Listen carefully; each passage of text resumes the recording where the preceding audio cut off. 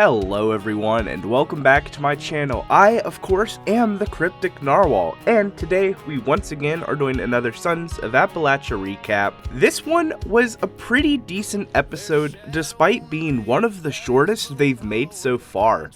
And, of course, they explain why it's the shortest episode later on in the episode, or I guess at the start of the episode.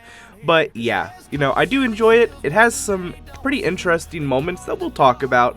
And then, of course, more Dominion 13 action. So, I do want to mention here real quick, before we get into the video, that, I am recovering from a sickness I got literally, right at Christmas. I don't know what I got. It might be the thing that was going around, but, I was pretty sick, and this is this is going to be me after it, so, sorry if my voice is a little not as energetic as I'd want it to be, but, let's just talk about the Sons of Appalachia. Alright, so upon starting the episode, we actually see the screen saying some footage was damaged and lost. We apologize for the length of this video. So, something happens in the episode that caused them to lose a pretty great amount of footage, so we'll just have to wait and see what that thing is. However, of course, we have the official recap of episode 11, and immediately following that, we have the awesome intro with the awesome theme song with Jared King's voice narrating over it, and we already know this, so the episode starts off showing the split of Bill, Buck, and then Huckleberry and the cameraman. So, we're picking that back up right after episode 11. Picking right back up, we see a video of Huckleberry looking around for the creature while the cameraman stays sheltered behind him in that shed that we saw them go into, and we also hear Bill and Buck's audio talking about how they didn't want to get separated. Huckleberry continues to look around for the hellhounds, and we even hear them growling nearby. That's when Huckleberry gets his eyes on their location, the hellhounds, and shouts to Bill and Buck that they're right in between them and that cameraman Jeff got it on audio. On Bill and Buck's side, we hear the hellhounds getting closer to them, seeming as if they're right on the other side of the walls from them. Jeff, the cameraman, stating the obvious, tells Huckleberry that they need to regroup with the other guys and help get them, pretty much. Huckleberry shouts to Bill that they're coming in to get them, and Bill shouts back to, watch their backs so they stay safe. However, that's when Buck comes to the realization that Jeff, the cameraman, may actually be able to hear what they're saying through some live feed audio that he has set up. So Buck lets Bill know to get on out of there, while Jeff and Huckleberry almost get there. Buck states that they had to go their own ways since the buildings weren't that big enough for all of them, and since the hellhounds were closing in, the guys come up with a plan to head out of there and get somewhere safe quick. That's when Huckleberry comes up with the idea for everyone to head back to Buck's truck while he stays back to hold off the hounds. Buck agrees to this plan, trusting Huckleberry to do this, so they all head out while Huckleberry stays behind. As they start to progress down this path, a hound starts growling in front of them. Instead of backing up immediately, Buck stands his ground, holding out against the hound in front of the guys. However, Buck doesn't hold that ground long, and they start instantly backing away, with Bill taking point and Buck watching their backs. By the time they meet back with Huckleberry, they have been fully surrounded now by hellhounds. They're in front of them, behind them, below them. They are everywhere, and it's clear now that there is definitely more than one. Once again, we're able to see their eyes shine through the woods. The guy stands still, looking around for a few seconds, just trying to think of what to do. That's when Buck gets the great idea to have Bill get the thermal camera out to check around them in the dark. It seems like Bill found the battery to the camera after all. They scan the woods around them and apparently see something big in the thermal camera behind a bush. However, I don't really know how thermal works myself, so I don't see anything, but there is definitely something out there. Buck states how that camera for sure is their ticket out of there since they can see a path to escape through with it. However, the hellhounds continue their way, closing in. Huck tells Buck and Bill to stay there and hold back the hounds while he goes off and gathers some whiskey in a jar to throw at them to give them enough time to get out of there. What I assume by throwing a jar of alcohol means he's probably making a Molotov cocktail. Buck yells to Huck that the hounds are getting way too close now and to hurry up so they can get out of there. Huck gets back to the guys, and we see that he makes a DIY Molotov cocktail to light and throw at the hellhounds to lead them away from the guys so they can make their great escape. He lights the fuse, throws it down into the ground, and creates a massive fireball in front of them. Buck says their plan worked and they pushed them back far enough so the guys can make their move.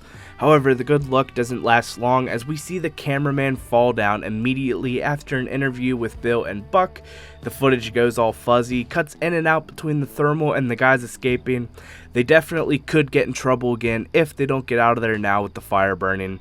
However, it does seem like they make it out though. We cut to a cool graphic showing that they're back in West Virginia. I think they were always in West Virginia, but we see Huckleberry asks the team to pretty much meet him. Since the 13th Dominion is mentioned in the title, I imagine they have finally sent him the details of his mission. However, let's just wait and see what happens here real quick. Buck and Wild Bill are seen walking up to the house when Huckleberry reveals he just got back, opened his door, and discovered this envelope in the way. He hasn't opened it or knows what's in it. So Buck opens it up and checks the first page. We see once again the 13th Dominion logo with the file name Snallygaster, which, if you remember, the Ames team went after in Season 2, Episode 10 of Mountain Monsters. The episode was titled Snallygaster of Preston County. That was a very intense hunt as the Snallygaster was just in the trees pretty much, making it very difficult for them to spot or do anything about it. I think they even discovered that there was like 3 or 4 of them, and they ended the episode running them off to the top of the mountain they were hunting on and ended up riding out of there with the knowledge and proof that the Snallygaster does exist out in Preston County. This is definitely an episode I'm going to have to watch, and I recommend you all watch as well to, kind of like catch up on the Snallygaster, refresh our minds on what this creature is and how it acts and behaves, just so we have that knowledge for the next episode. However, let's see why they're being brought up by the 13th Dominion to Huckleberry. And it turns out, as I predicted, this is Huckleberry's mission given to him by the 13th Dominion, Operation Talon Cradle. And the mission objective? Snatch 1 Snallygaster egg. When I heard this, because Jurassic World Rebirth came out pretty much, and Snallygaster is like a dinosaur, so the connection I made is in the latest Jurassic World movie, Jurassic World Rebirth, they're on this mission to get a Quetzalcoatlus egg, and they're pretty much like climbing up a mountain into its nest to grab the egg, and get attacked by it, obviously, but I just like made that connection there. It was like, oh my gosh, it's like that. I can't believe we're gonna see Huckleberry climbing up a mountain, but I don't think he's gonna climb up a mountain, but I just thought that was a funny connection. So what could the client of the 13th Dominion possibly need a Snallygaster egg for? Well, that was something I was going to theorize about. However, they actually reveal the reason later in the document, which is very convenient. Buck brings up a great point though, how it's literally winter here. Why would there be any egg as cold as it is? Well, Huckleberry gives some insight that they're actually very cold-blooded creatures. They like high peaks, rocky terrain, and most likely cold caves. The document also goes into some crazy biological details about the Snallygasters that could seem helpful in understanding them. And further on down through the documents, we get to the part where they reveal why they want the egg.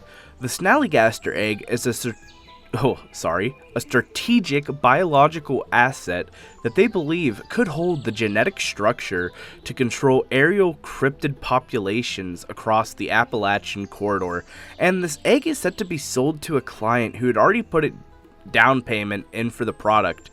Then the parts for Huckleberry is that failure will not be accepted. It must be filmed by one camera person, and delivery for the egg will be basis for a truce between the 13th Dominion and the Sons of Appalachia. Then at the end, they provide a photo of the Snallygaster and nest, so they decide to plan off camera for the mission, and Huckleberry once again states he's ready for this mission. He goes into a story of how a group of guys once went after the Snallygaster, however never returned in the past. Huckleberry reveals that's why he's being sent out there. He's replaceable. And the episode cuts there. However, we once again get another message another message from the 13th Dominion to watch. The speaker in this video reveals that they will be sending the stuff to ship the egg as well as the location for the extraction, and state that it's one of the most dangerous creatures they found. They have attempted 2 missions that both ended in failure, and the area Huckleberry is being sent to is very dangerous. They know Huckleberry, however, that he can get the job done pretty much, and that they set some strict rules. Rule 1. No SOA member may be with Huckleberry, and each member must be at least 1 mile apart, and they will be in the woods watching. If anyone approaches the area with the egg, the mission will be called off immediately, the truce would be called off too, and will result in total extermination of the Sons of Appalachia team, which is like a very, very kind of like increase in stress of the situation. Rule 3, weapons are not allowed. That is all they said. Rule 4, you may bring 1 camera person to document the egg retrieval. Rule 5, they will have a team in the woods to save the egg in case someone is injured or killed. The SOA team is on their own. They will not help them whatsoever. Inside the containment vessel sent to the SOA team PO box, there will be a location to deliver the egg, and failure to do so will result in dire consequences. Then ends with a not so friendly "good luck, you're going to need it" from the speaker. We then see a little screen that states, "Do not be fooled by imposters. We are blood. We are bone. We are the 13th Dominion. Our only concern is the Sons of Appalachia." This message seems targeted towards someone. Maybe there's like people that are faking the 13th Dominion also after them. I'm not too sure. But, you know, there is also some like really nice, peaceful music in the background, some classical music, and we once again see "Follow the Red Hand," which has been a very important message, I feel, for these episodes. I'm sure this is something that we have to like figure out. Maybe it's not directed towards us, maybe it is something that they keep telling the team, "Follow the Red Hand," but I don't know, it's just, they say this in every episode, it feels, and I just can't figure it out. If any of you watching understand what that message could possibly mean, please share. However, that is the end of the episode, and we are left with the credits rolling.